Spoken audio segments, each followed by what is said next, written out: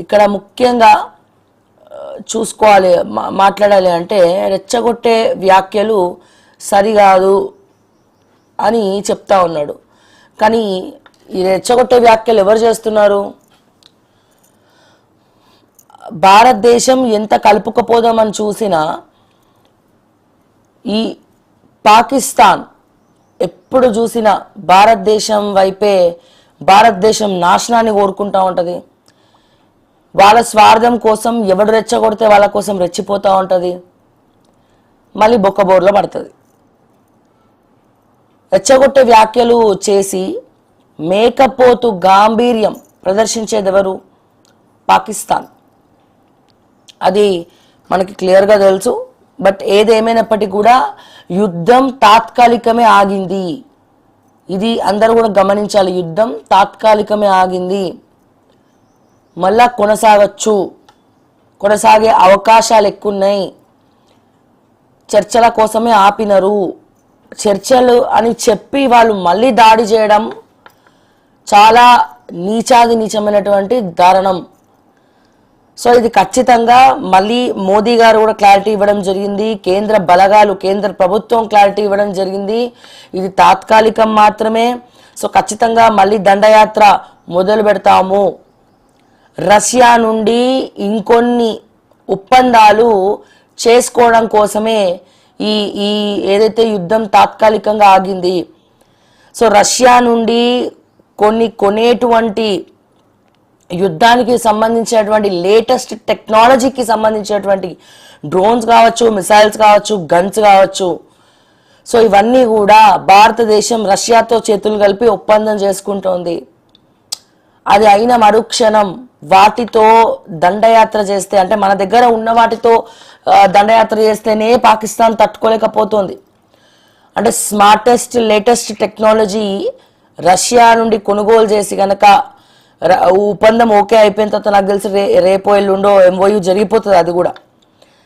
So కొత్త equipments అన్ని కూడా కొంటున్నారు దీనికి సంబంధించి. సో అందుకే యుద్ధం ఆగింది తాత్కాలికంగా. సో ఈ కొత్తవన్నీ కూడా వాడకపోతే ఏమవుతుంది, తుప్పి పట్టి మళ్ళీ పాతగా అయిపోతాయి. సో అందుకే లేటెస్ట్ టెక్నాలజీతో కొన్నటువంటి రష్యాతో జరిగినటువంటి ఒప్పందం అయిపోయిన తర్వాత సో ఇమీడియట్గా మళ్ళా యుద్ధం అనేది కొనసాగుతుంది. ఇది తాత్కాలికమే. అంతేకాదు దేశంలోనే అత్యధిక యుద్ధ ప్రాతిపదికన వాడేటువంటి ఎక్విప్మెంట్స్ కావచ్చు, గన్స్ కావచ్చు, మిసైల్స్ కావచ్చు, డ్రోన్స్ కావచ్చు, ఏదేమైనప్పటికీ మన ఇండియాలోనే ఇండియా నెంబర్ 2 ప్లేస్గా ఎదగబోతోంది ఈ విషయంలో. ఈ యుద్ధం తర్వాత భారతదేశానికి మరింత గొప్ప పేరు రాబోతుంది. ఈ ఒక్కసారిగా రష్యాతో ఒప్పందం అయిపోయిన తర్వాత, రష్యాతో ఒప్పందం జరిగిన తర్వాత ఇండియా నెంబర్ 2 లెవెల్లో ఉంటుంది యుద్ధంలో. సో ఇప్పుడు మాత్రమే కాదు, ప్రపంచవ్యాప్తంగా వరల్డ్ వార్ జరిగినా సరే ఇండియా, భారతదేశం 2వ స్థానంలో ఉంటుంది. రష్యా తర్వాత, యుఎస్ తర్వాత నెక్స్ట్ పొజిషన్లో మన ఇండియాకే దక్కబోతుంది. ఏ రకంగా చూసుకున్నా పాకిస్తాన్ పూచిక పుల్ల కూడా కదిలీలేదు. వాళ్ళు ఏదో మాట్లాడుతున్నారు, ఆ బాంబులు వేస్తాం, న్యూక్లియర్ బాంబులు వేస్తామని. అంతకన్నా పెద్ద పెద్ద బ్రహ్మాస్త్రాలు ఉన్నాయి మన దగ్గర, పెద్ద పెద్ద బ్రహ్మాస్త్రాలు ఉన్నాయి. పాకిస్తాన్ నామరూపం లేకుండా ఉండాలి అని చెప్పి తలుచుకుంటే ఆ బ్రహ్మాస్త్రం వేస్తే పాకిస్తాన్ల గడ్డి కూడా మిగలదు. సామాన్య ప్రజలతో సహా అసలు మ్యాప్లోనే, ఇండియా మ్యాప్లో పాకిస్తాన్ కనపడదు. సో ఏ రకంగా చూసుకున్నా వాళ్ళకే ఇది డ్యామేజ్. కాకపోతే మన హైదరాబాద్లో, తెలంగాణలో హైదరాబాద్లో ఇక్కడ నుంచి చాలామంది పాకిస్తాన్ ఉగ్రవాదులతో టైఅప్ అయి ఉన్నారు. సో మొన్న మీరు చూసారో లేదో, ఒక ముస్లింకి సంబంధించినటువంటి ఒక మహిళ భర్తకు తెలియకుండా ఉగ్రవాదులతో మాట్లాడుతుందని చెప్పి అతను తన ఫేస్బుక్ అకౌంట్లో తను వీడియో తీసుకుంటా ఆ మహిళతో ఆర్గ్యుమెంట్ పెట్టుకున్నాడు. ఆ భర్త పాత బస్తీలో సోషల్ మీడియాలో చక్కర్లు కొడుతూ ఉంది ఆ వీడియో. ఏమని, రాత్రుల పూట ఉగ్రవాదులతో మాట్లాడుతూ ఉంది, సీక్రెట్గా మాట్లాడుతూ ఉంది, రాగానే ఫోన్ పెట్టేస్తూ ఉంది. ఏం మాట్లాడుతుంది ఏంటి అని నేను నిఘా పెడితే సో ఉగ్రవాదులతో ఈమెకి లింక్స్ ఉన్నాయని చెప్పి భర్త చెప్తా ఉన్నాడు. విచిత్రం ఏంటంటే భార్యని రెడ్ హ్యాండెడ్గా భర్త పట్టుకున్నాడు ఉగ్రవాదులతో మాట్లాడుతుందని, ఇక్కడ విషయాలు అక్కడికి చేరవేస్తుందని. అంటే ఇటువంటి స్లీపర్ డాగ్స్, స్లీపర్ సెల్స్ ఏవైతే ఉన్నాయో అది మన కంట్రీలో, మన దేశంలో, మన తెలంగాణలో, మన హైదరాబాద్లో ఉండడం చాలా బాధాకరమైనటువంటి అంశం. అటువంటి వాళ్ళని నడి రోడ్డు మీదకి ఈడ్చి ఏమంటారు సంకెళ్ళు వేసి, సంకెళ్ళు కూడా కాదు గొలుసులు కట్టేసి నడి రోడ్డు మీద ఊరేగించాలి. వాళ్ళ ముఖం అందరికీ చూపించి అప్పుడు తీసుకెళ్ళి ఆ జైల్లో పడేసి ఎంక్వైరీ చేయాలి. అండ్ తనని పట్టుకొని 4 తగిలిస్తే ఇంకొంతమంది ఎక్కడున్నారో కూడా చెప్తుంది. అండ్ మీరు నమ్ముతారా మన హైదరాబాద్లో రోహింగ్యాలు ఉన్నారంటే? మన హైదరాబాద్ అవుట్స్కట్స్లో రోహింగ్యాలు గుడిసెలు వేసుకొని బతుకుతున్నారు. సో అంటే ఒకదానికొకటి లింక్ అయి ఉంది.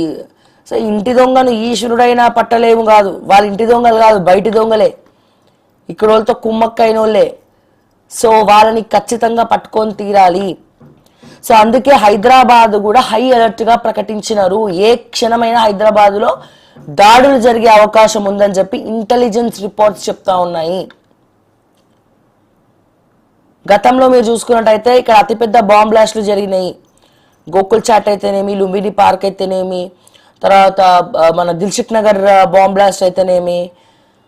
సో హైదరాబాద్ని టార్గెట్గా వాళ్ళు చేసుకోవడం జరిగింది. అండ్ అలాగే ఇప్పుడేం టార్గెట్ చేస్తున్నారు? ఆధ్యాత్మిక కేంద్రాలు ఎక్కడెక్కడైతే ఉన్నాయో ఈ ఆధ్యాత్మిక కేంద్రాలను టార్గెట్ చేసుకోవడం జరిగింది. సో ఏది ఏమైనప్పటికీ కూడా మీ పరిసర ప్రాంతాలను చాలా క్షుణ్ణంగా పరిశీలించాల్సినటువంటి అవసరం ఉన్నది ఒకటి. అండ్ చుట్టుపక్కల అంటే మీకు తెలిసినటువంటి మీ దగ్గరలో, మీ ఇంటి దగ్గరలలో ఎవరైనా ఫేక్ డాక్యుమెంట్స్ పట్టుకొని ఉంటున్నారా అంటే ఆధార్ కార్డు ఉండదు వాళ్ళకి, ఒక రేషన్ కార్డు ఉండదు, వాళ్ళు ఎక్కడి నుంచి వచ్చిరో తెలియదు, ఎప్పుడు వచ్చిరో తెలియదు. సో అటువంటి అనుమానాస్పద కుటుంబాలు ఏవైనా ఉంటే గనక మీరు ఇమీడియట్గా ఒక టోల్ ఫ్రీ నెంబర్ ఉంటుంది, లేకపోతే పోలీస్ స్టేషన్కి కాల్ చేసి మీరు వాళ్ళ గురించి ఇన్ఫార్మ్ చేయండి. సో వీళ్ళందరూ కూడా అక్కడ ఉగ్రవాదులతోటి చేతులు కలిపి మాట్లాడేటోళ్ళే.